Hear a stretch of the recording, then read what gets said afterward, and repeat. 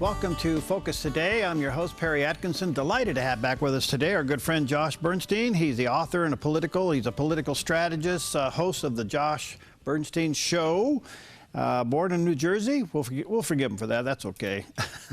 Anyway, he's a pro-Christian Jewish conservative who detests anti-Semitism just as much as Christian bias, and I certainly honor him for that. But we have a lot to talk to him about today. Josh, good to see you, buddy. How you doing?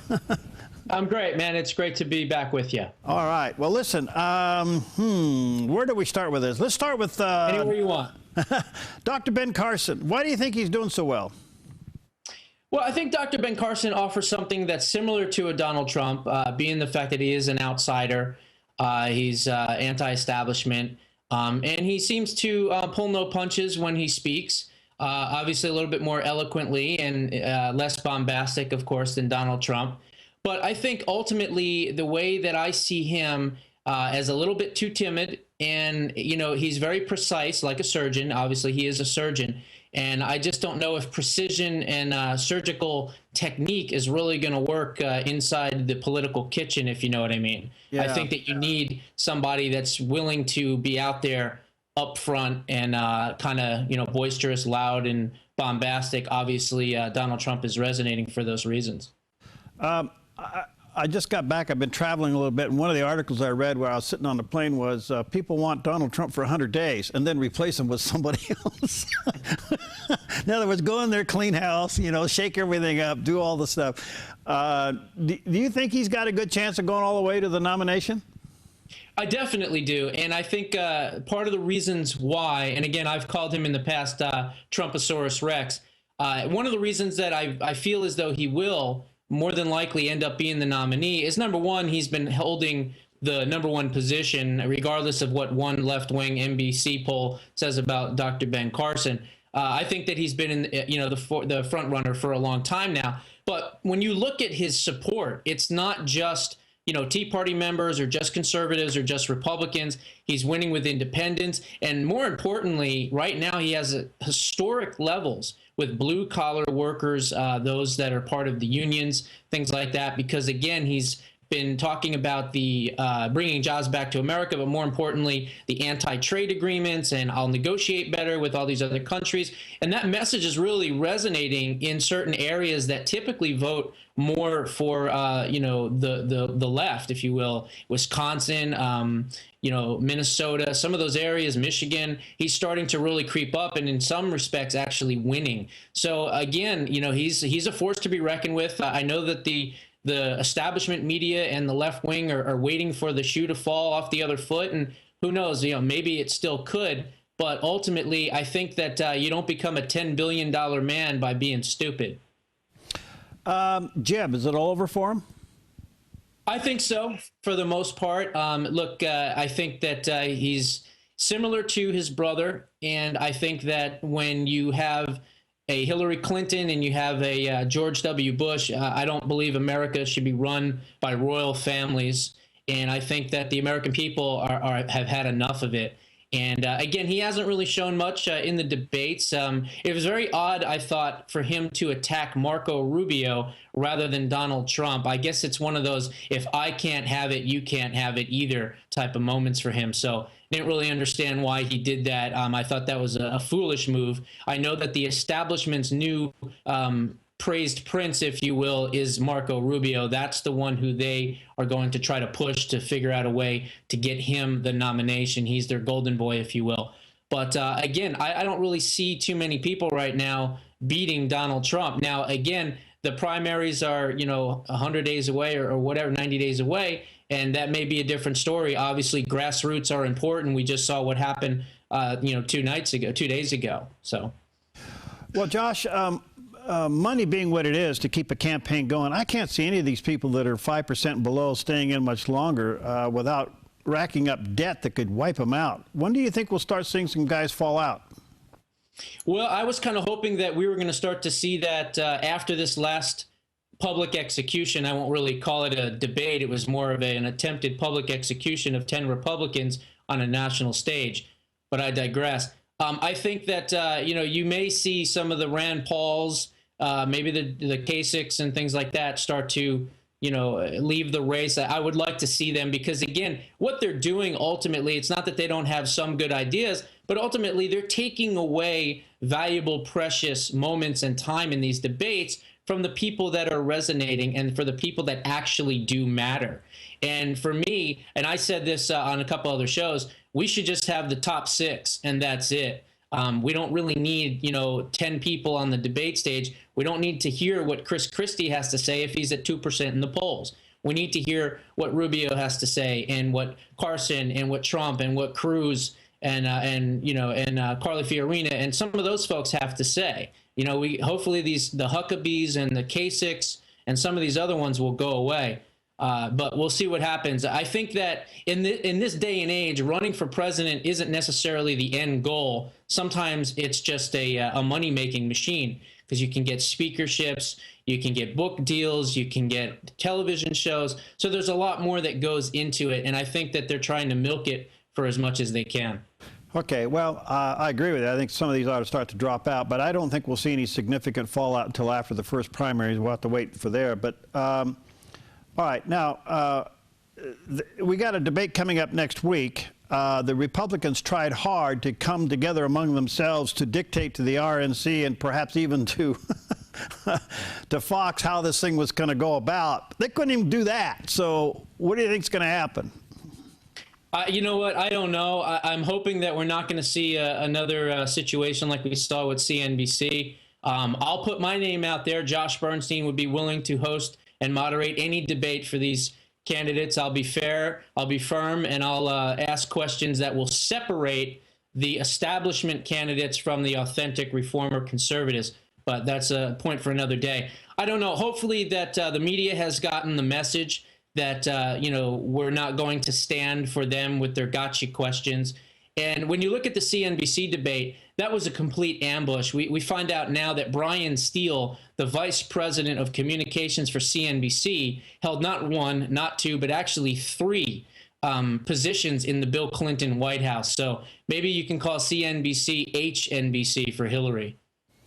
Well, don't you think RNC Priebus has some responsibility here? I mean, certainly he knew what could come of this thing. I agree with that. Yeah, definitely. I think that the fact that, Reince continues to allow these Republicans to be put into, the firing line, if you will, shows a lot about his lack of leadership, too. I think that it needs to get to the point where we have these candidates doing different types of debates on different types of media venues. There's a lot of different conservative alternative media out there, myself, others, Rush. I know that after the debate was over, Sean Hannity actually said that he would consider hosting one of the future debates and things like that. So I think in order for us to see the substance and the differences between the remaining candidates, we're not going to get that when they ask Donald Trump, do you think that your campaign is like a comic book? Or Dr. Ben Carson, do you know how to do math? We're not going to get to the substantive issues in the campaign and allow the voters to see the difference between these candidates until we control who the moderation is. Well, the RNC tries to control all the candidates to negotiate with the network to do the debate. Now, they said if you don't do it our way, then you won't be allowed in the next debate. Really? Doesn't the RNC kind of represent the establishment fight? So if you had a Trump or a Carson go outside the debate system and allow themselves to do a two-man debate with you or with Sean Hannity or Rush Limbaugh, what's the RNC going to do about it? Not have him show up at the next debate because the ratings would fall through the floor. Well, that's a big part of it. Obviously, Donald Trump is a big draw. He's a conglomerate, if you will, when it comes to bringing the media together. I mean, look what he's done with his campaign. He's run his entire campaign without spending any money because it's his nature and the way that he does things. He allows the media to kind of pick up the slack, and no other candidate is really doing that. So again, these networks are looking at Donald Trump as the money man because technically that's what he is. And they want to have this in prime time. They want it to be, the Friday night fights or, whatever it is that you want to call it. And I think that what's happening is Reince is allowing this to happen. And if he was smart, he would stop that process. I know that he said that he wasn't going to work with NBC in the future, but ultimately you got to find a different venue for these events, and or do smaller town hall type of debates. You can have, a smaller venue where you have maybe 3 or 4 of the candidates go and talk in a roundtable setting or something like that. And that could be hosted by a number of different folks. One other quick question, Josh, before I take a break. Let's just go to Trump for a moment. Do you think he can attract and hold the faith-based community, the Christian vote, the evangelical vote, along with the pro-Israel vote? Because right now, it seems to be split between a Cruz and a Carson. Seem to be gathering that. I mean, for them to move over to Donald Trump when he made a little bit of a critical remark of Carson's faith, what can he do to get the Christian or the evangelical to believe in him? Well, I think that ultimately, I think that they understand that America is in a very, very bad spot, morally, socially, financially, in every real way. And I think that ultimately, if he ends up being the nominee, I think they will support him. However, with that being said, if he does win the nomination, I believe that the perfect vice presidential candidate and pick would be Ted Cruz. A Trump Cruz ticket would be absolutely dynamic. It would do a lot of different things. Number one, Donald Trump is not necessarily a conservative. He is an independent businessman with enough conservative leanings to be passable. Ted Cruz is an authentic conservative reformer. And again, him being in the Senate knows Washington inside and out because he's in it. Now, he may be considered an outsider, but ultimately he is an insider because he's inside Washington. So I think that that dynamic could work really well, because what it could do is not only secure the evangelical Christian vote and get the people excited for a potential Ted Cruz presidency down the line, but more importantly, it'll make sure that Donald Trump veers back to the right when he starts to veer off to the left. Well, by the way, Ted Cruz is the only person that Donald Trump hasn't criticized. That is an indicator. Yeah. Let me take a reason for that. I believe in that. All right, let me take a quick break. We'll be right back with Josh Bernstein. By the way, you can go to Josh Bernstein, politicalwriter.com. That's his website. We'll be right back.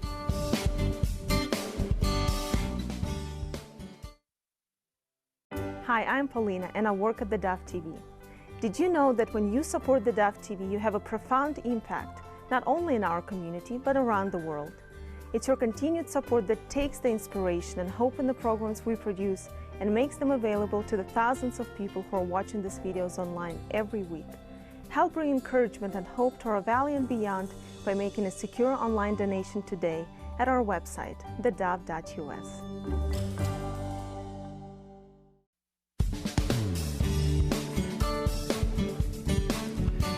Okay, we're back, and our special guest today is Josh Bernstein. He's an author and political strategist. He has his own show. By the way, his website, if you'd like to connect with him and take advantage of his resources, Josh Bernstein, politicalwriter.com. We're talking about all the issues.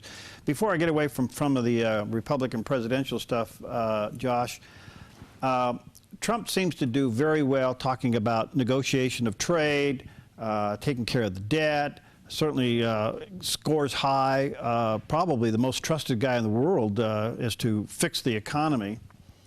And those seem to dominate a lot of the content of the debates. And yet, one of the biggest threats of America is terrorism. It's just not popping up in these debates. Why?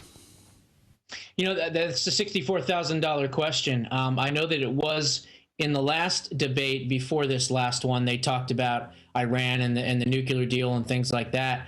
I think it should be the absolute first thing we talk about, because if we're not safe and we're under attack, then the other stuff doesn't really matter. The Iranian deal that has been negotiated is an absolute disaster. It's a disaster for America. It's an absolute disaster for Israel. And it's something that needs to be defeated. I think that one of the things that Donald Trump could do, and I actually thought about this, and it's just kind of an idea that I had, and I don't even know, because I'm not an architect, I'm not an attorney, I'm not a real estate developer, but what if he was to say, you know what, we're going to start building the fence regardless of whether or not I win the nomination? And what if he reached out to the private property owners on the southern border and he said, I'm going to pay you X amount of dollars, and I want to build the fence on the southern border.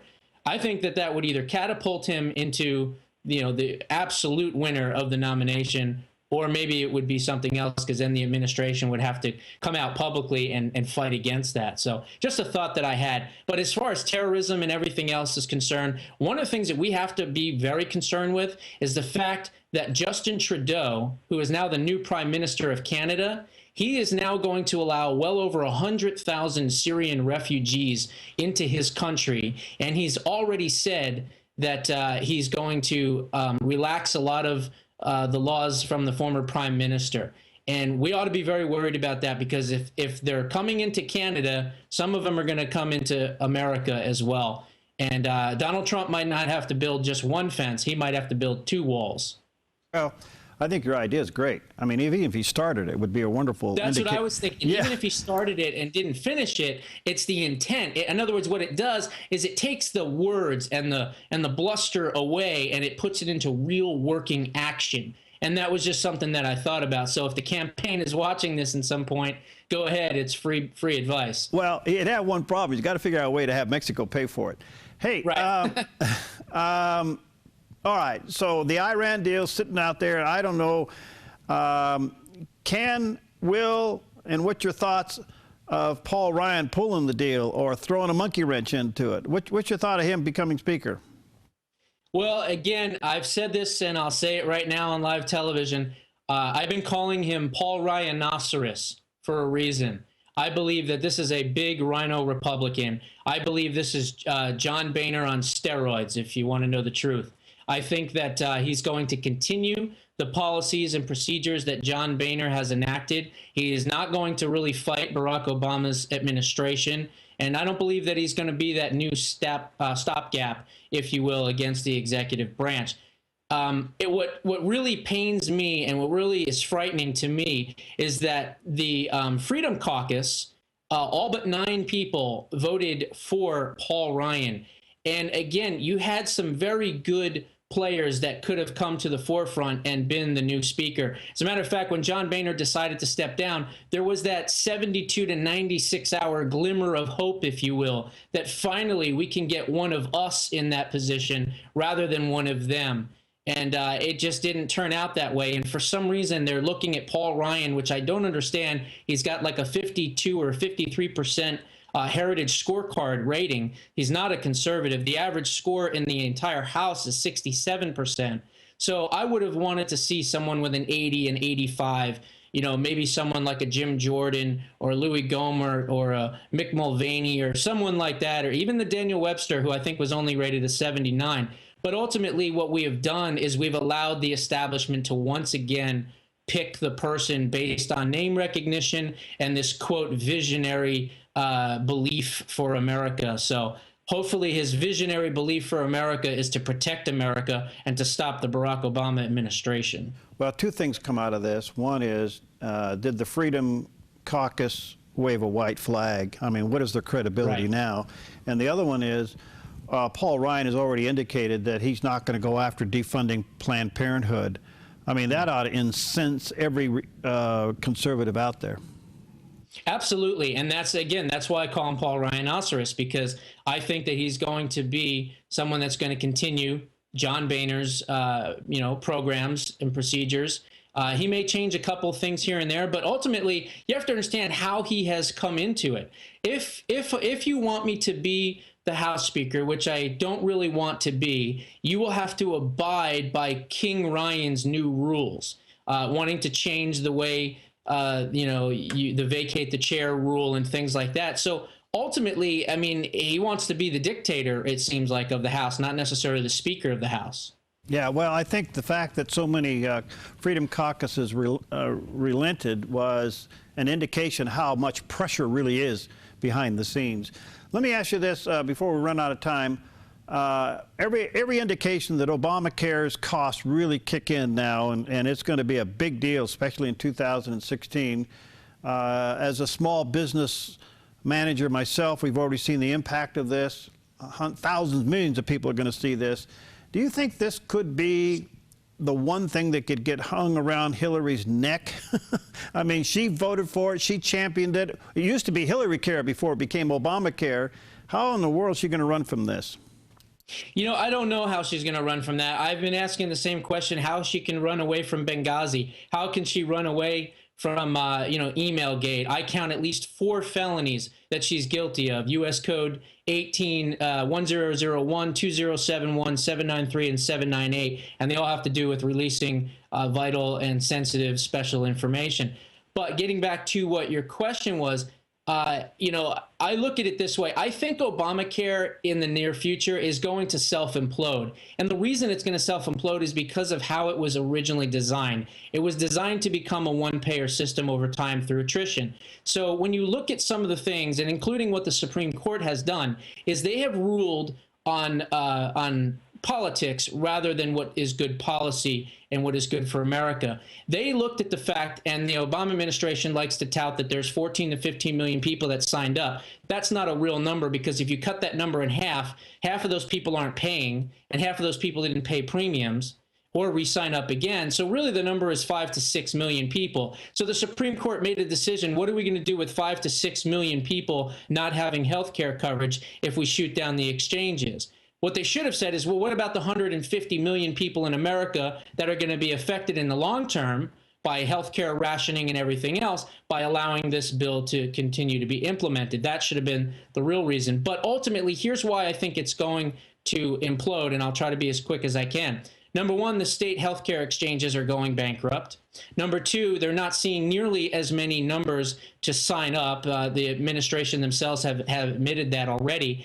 And more importantly, the way that it was set up is the pain is supposed to be in the later years. In other words, it's kind of like you know, in the beginning it doesn't hurt, but at the end it's killing you. Well, that's exactly how it was designed, because the subsidies that are given to these states, they decrease over time each year. So in other words, in 2017, right now there's about almost 100% that the states cover the subsidy for the people that don't have the ability to pay for the insurance. Well, that number drops to 98%, then 97%, then 95%, 92%, 90%, and it keeps dropping and more and more and more year after year. So what's ultimately going to happen is these cities are going to either A, file bankruptcy, or B, they're going to raise taxes. And guess who's going to ultimately pay? You, the taxpayer. So that's why I think the system ultimately is going to, is fatally flawed and ultimately implode, I think, at some point. Wow. Excellent stuff. Thank you, Josh. Keep up the fight, buddy. And again, Josh Bernstein, politicalwriter.com is his website.